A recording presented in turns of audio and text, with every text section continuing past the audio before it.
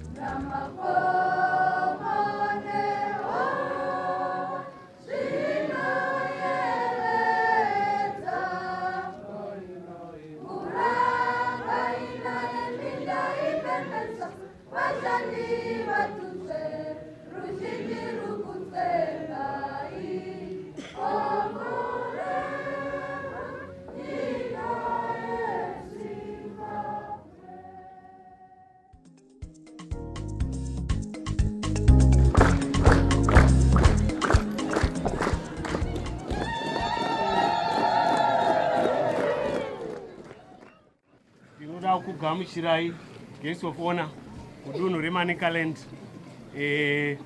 Takatarisa zvikuru kunyaya yedzidzo, tichakupaiwo zvatiri mukuonawo patinogona nepatinokonewa. Purpose ndeyekuti kana mbudzi yavakira pavanhu unzi nditandirwe makava. Guest of Honor district, province yedu ine madistrict anokwanisa kuita 7 ane zvikoro zvakati kuti. Tinotanga neBwera ine zvikoro zvinoita zveprimary 141, 73 zvesecondary. Chimanimani 75 primary, 27 secondary. Chipinge 131 primary, 63 secondary. Makoni 183 primary and 90 secondary schools. Mutare munova matiri muno ine 166 primary schools ne 75 secondary schools. Mutasa ine 89 primary ne 42 secondary. Nyanga ine 87 primary ne 31 secondary. Pamwe tine 871 primary schools ne 401 secondary. Chita a total of 1,272 schools. Matambudziko atinawo guest of honor, kusakwanisa kwevabereki kubhadhara fees dzakakwana nenguva. Rimwe dambudziko nderekushaya dzimba dzekudzidzira, dzimba dzevarairidzi nemaspecialist room. Taitawo kuti tikumbire vabereki kuti vatibatsirewo nekubhadhara mari nenguva. Tinotarisira kuti hongu vane zvinovanetsa but zvese zvinenge zvichiitika. Musha uno kwatauya kwaMarange,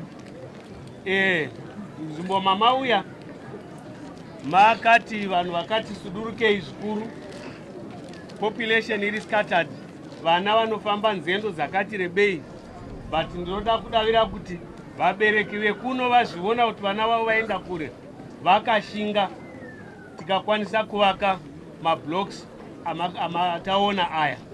Iyi nziri avatiratidza kuti vane chido, and we believe chero tikaona chatawana tichakwanisa kuwedzera uwandu hwepano. Ndinodavira namasoko iwaya. Guest of honor, welcome, feel at home. This is the province of Manicaland.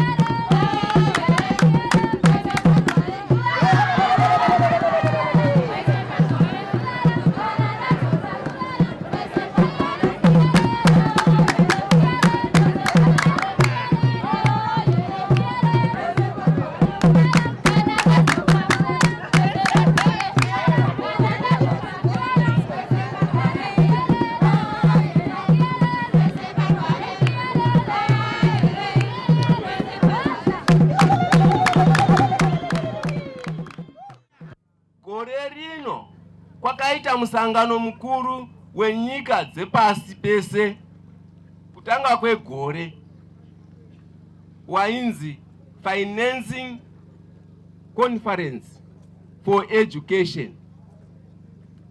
Nyika dzakapa chitsidzo chokuti ngatiwedzerei mari inoenda kueducation. Naizvozvo Zimbabwe ndiyo dzimwe nyika dzakati ngatiwedzerei mari inoenda kueducation. Nokudaro nyika dzese dzakapromisa kuti tichavimbisa chitsidzo ichochi. Endi ndinovimba nekuziva kuti Zimbabwe mamiriro ayo nekuziva zvainoita zveshuwa chivimbo ichocho chichazadzikiswa. Tichaona education yedu, vana vedu vachiindira mberi nechikoro. Tine rombo rakanaka kuti tikatarisa munharaunda kubva kuvabereki, kumasabhuku, kumakansela, kumachief, kuma-MP, kuma-ministers, kusvika kuhofisi yedu yekumusoro-soro. Tine laki guru chaizvo muZimbabwe kuti pese pese pachinhano chese tinokwirizira kuindirira mberi nechikoro muno muZimbabwe. Nokudaro ndinoda kutenda hurumende yedu, maticha edu, vana vechikoro vedu, vese vanoita nezve education, vatungamiriri vedu, vabereki vedu, kuti vari kucherechedza zuva ranhasi. Ndinokutendai zvikuru. I thank you. Makanga muri mumusha mambo marange makaunganidzwa majaya nemhandara ndokunotsanangurwa kunovhima musango kwaiye kuvhima kwachaaradzwa kwemakore anoita mana mwana mumwe nemumwe ainzi apinde musango anoita hombarume anoenda uraya mhuka dzake pfumbamwe majaya nemhandara ndivo vese chiruru vakagara mona kuti mhuka dzakatsarukana umo makanosangana nevatungamiriri shasha vana mazvikokota nyanzi dzehombarume teerai mudzwe madudumiro vave kudzoka kumusha kwakanotaviwa nemururu obheya akava nemhuka dzese pfumbamwe mombe ikarume pasi pamucha pakaitika mabiko asi tarisai ndiye akanodya muchero wemusango nemuzvambarara ndokuya nhumbu yezvimbiru yadituku mwanasikana ongozengerwa kuvhura dituku amai vakabvunza kondura nemhuka ruziko nhai mwana wangu tarisai amai ndakurai nemhuka huru iri mudumbu pafungai nerungano rwaobe. The Education Coalition of Zimbabwe is a network of civil society organizations working within the education sector in Zimbabwe for the attainment of SDG 4, and we do this through partnering with the Ministry of Primary and Secondary Education and other local and international stakeholders. This is why we are here today in our numbers, because we appreciate the fact that the Global Action Week of Education is critical. It is undeniable that education is the frontline cog for socio-economic development, the most powerful tool to change the world, and an equalizer in different economic quantiles. Our call is not just to the government to increase public expenditure in education, but to ensure that all resources that are poured into the education sector by the state, the parents and donors are used efficiently and that there is undoubted transparency and accountability for optimum results and learning outcomes. We therefore call upon the government of Zimbabwe and the international community to keep their promises. ECOWAS recognizes that there is a long way to go to ensure that Sustainable Development Number 4 agenda is met, hence the need to scale up the momentum through active participation of the citizens, including holding the government accountable, as the global theme highlights. Active citizen participation through democratic governance processes has the potential to accelerate the achievement of Sustainable Development Goal number 4 by 2030. Given the complex macroeconomic situation in developing countries, Zimbabwe included, where the generated revenue is not sufficient to meet all the priorities, we call the government of Zimbabwe to adopt sustainable, innovative education financing mechanisms, where domestic financing of education is at the core of funding for education in Zimbabwe. The night was still without a well. The darkness is thick as tropic glass core. Yet the cool and the soap to articles of the data he played down for instant terrazo. Jokes aside, for I had to read. For not hours, but a matter of hours. You enemy had it all, but could not cope. I made it to an adventurous mission. The book to be discussing and money serenity, befriending tranquility. Oh yes, so I had to dip down into this. Teachers Union of Zimbabwe tikufara kuti Professor Mavhima vari pano tichavakumbirisa kuti vana vapase ticha anenge akagadzikana kuti vana vapase panenge pano zvokunyoresa zvakakwana midziyo yekunyoresa yakakwana zvino izvi zviri kuda kubatana government nevabereki vemunharaunda iyoyo kuti vana vabudirire vasave madrop outs nokuti kuchikoro kunenge kuchinakidza chiri kunzi new curriculum iko zvinezvi chino zviro zvizhinji zvitsva hazvisati taane material yakakwana saka tinokumbira Professor Mavhima kuti pavanoenda vabatsirane nevabereki kutsvaga maresources ekuti vana vakwanise kudzidza mateachers ono pokugara pakanaka pekuti kana vachibuda vachienda kubasa nebasa ravo rinofambikika rinoitikika. Martin Luther, black. Malcolm X, black. Barack Obama, black. Nelson Mandela, black. Our own president, Emerson Mnangagwa, black. Yes, they're all black, ladies and gentlemen. Pardon their manners. Crushing with the heart of gold is none other than number 10 for us. And I'd like to take on the flight to black. Just look around. What do you see? Teachers, parents, everyone is black. Come Canada, America, Australia. These are all states that remain doubting but do not change, who remain the same, who remain as black. They call them Black Americans, Black Europeans. Yeah, that's what they are. They're proud to be blacks. I'm not trying to interrupt or what, and I do not mean to raise the anthem flag into the unknown, rather to call the wrong by its rightful name. All I'm trying to say is we should be proud of who we are, proud to be black, proud to be Zimbabweans, just like our president. Thank you. Honorable Minister, as young children, we have numerous expectations of new dispensation in as far as our education is concerned. The government's continued support of the child parliament and local governance system is very plausible as it mentors leaders of tomorrow and through nurturing us into reputable leaders in the mode of our president, an icon of both liberation struggle and academic revolution. The vaccination of girls against the human papilloma virus, the main cause of the cervical cancer for our young sisters, and an iconic mark of the next dispensation, as it goes a long way in securing a sound health condition which 10 makes our sisters academically active. Left, right, connect up, connect up, connect up, left, right, left, right, left, right, left, right, left, right, breaking into slow march, bang, bang, a left, a right, a left, a right, salute, a left, a right, a left, a right, a left, a right, cut, a left, a right, a left, a right, a word, I mean the 1, 2, the right, 10. Up, up. The right 10. Up. But the left, kick, you match. Left, right. Greeting your partner. Greeting your partner. The partner party 1. A 1, 2. A 1, 2, 1, 2. A 1, 2, 1. A 1, 2, 1, 2. A 1. At, sharp. Left, right. Left, right. Word. I mean the 1, 2. The left, the 10. Up. A right 10. Up. The right is me. The 2018 theme is accountability for SDG 4 and citizen participation, with a slogan which says, let's keep our promise. This focuses on increasing domestic education funding.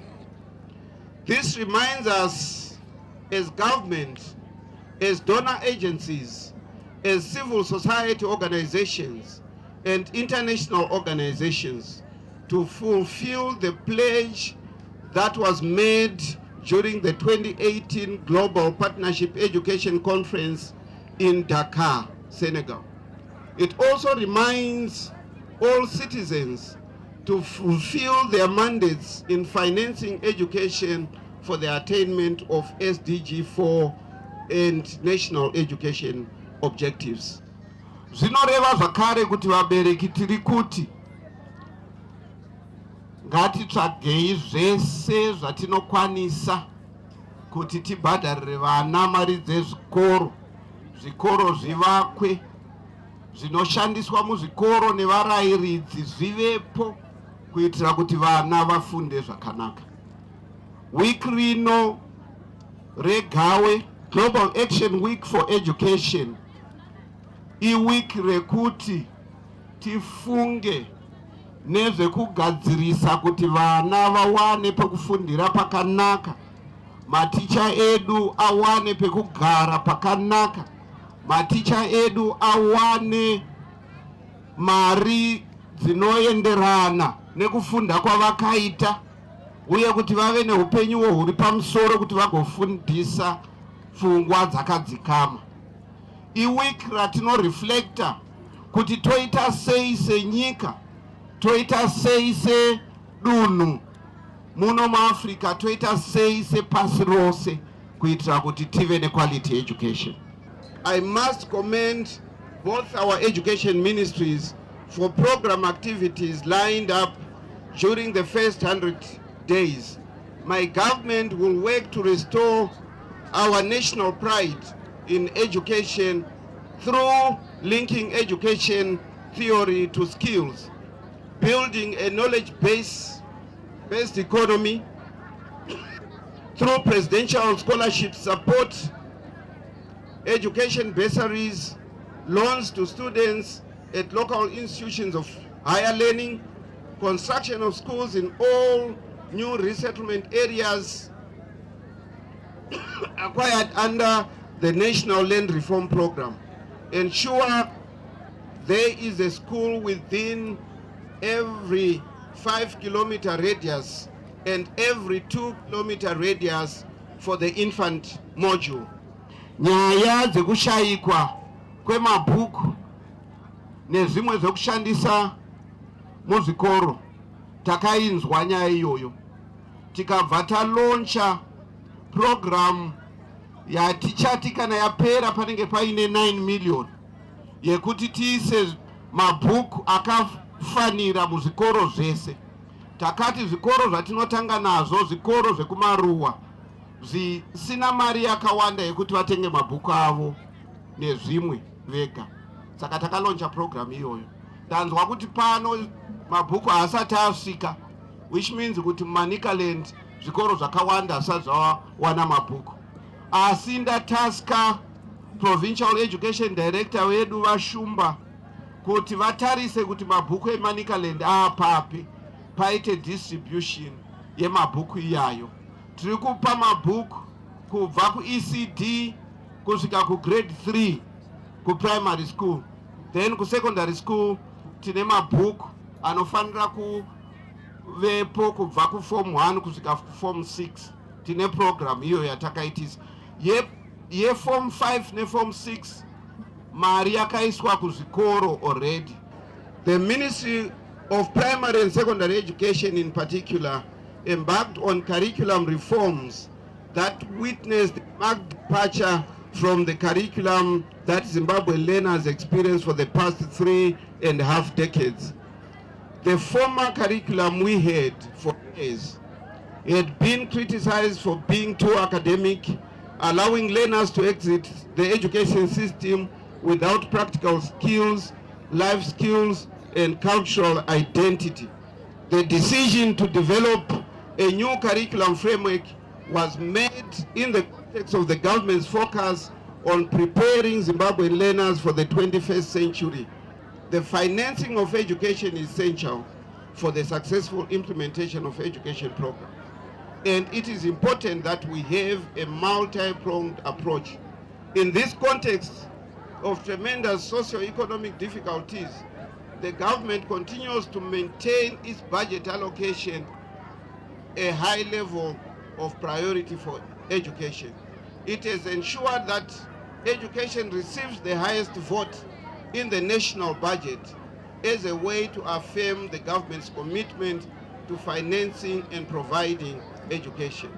The education sector's average budget is 29% of the overall budget of the country and 8.4% of the country's GDP.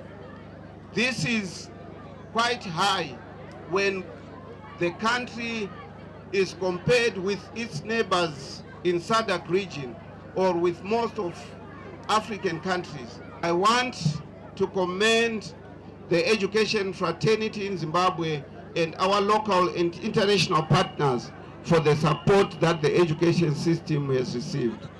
There is commendable teamwork and unit of purpose which we must all continue to nurture. With the ministry's vision of education underpinned by realistic and evidence-based planning, accountability, and active participation by all citizens, our nation is poised for greater heights. Keeping our promise, doing that as a matter of course, pushing for public quality education and holding government systems and institutions to account will deliver the quality that we want. Global Action Week 2018!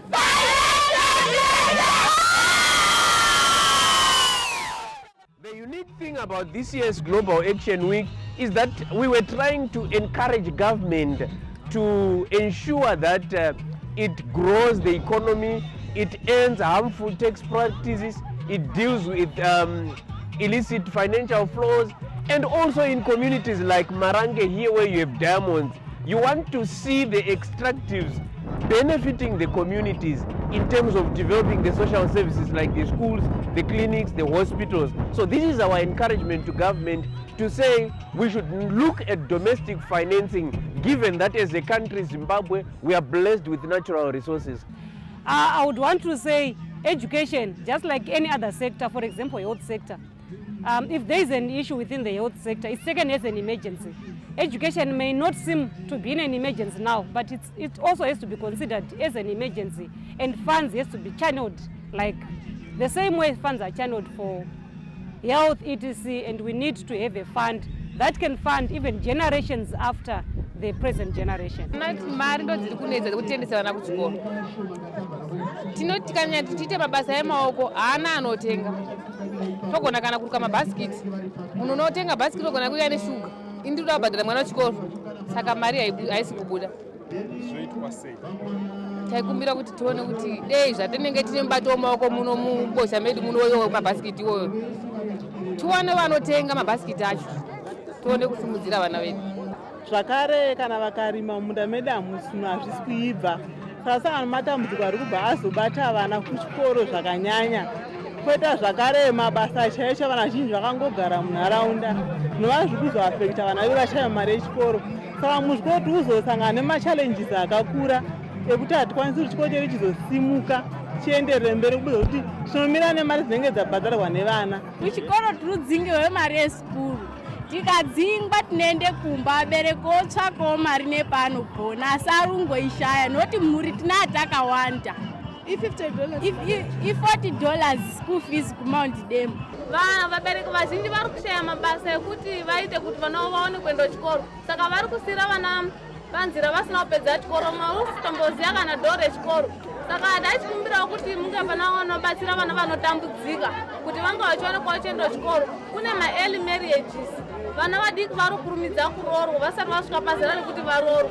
Saka ndachikumbirawo kuti zvizvo zvava problem iyo anga achisolvwa ese kuti vana vaone kuti havakasiki kuroorwa nekuita ma-pregnancies nguva dzavusati dzakwana. Tufanikira anasikana turikutotambura ndopanozoona amweni akadzingwa kuti 3 weeks unonga akuende kooroorwa. Magrade 7 matwins. Saka mari yakuzoti kuendese kusekondari ndinozoishawa paana airi gore rinouya. Pachikoro pano pasekondari panapa $50 panapa. Saka kuzoti ndizoti ana airi ese kuti double. Sezvo izvozvi ese ari magrade 7 ari kutodotonyora. Neti ari kuenda kuchikoro grade 1 gore rinouya kagrade 0. Saka mari yacho handioni, murume wangu hausenzi, hapana basa ronoita, wakangogara. Nzokuti kana tatorima tobudisa zvemhunga iya totengesa tosara zvetisisina sadza. Zvekupfeka hatizviwani pese pese. So we really feel that the government needs to take deliberate efforts to explore sustainable ways of financing the education. We know there are funds that are coming through the school improvement grants. There is funding through the Global Partnership for Education. There is funding through the EDF. The minister highlighted that the government has poured in 9 million, which is going to be used for resources, textbooks, teaching and learning materials. But when we talk about infrastructure, we continue each year in and year out talking about the 2056 deficit of schools in Zimbabwe. And today the minister highlighted that the ministry is doing a survey in all the 10 provinces, and they would want to construct 100 schools.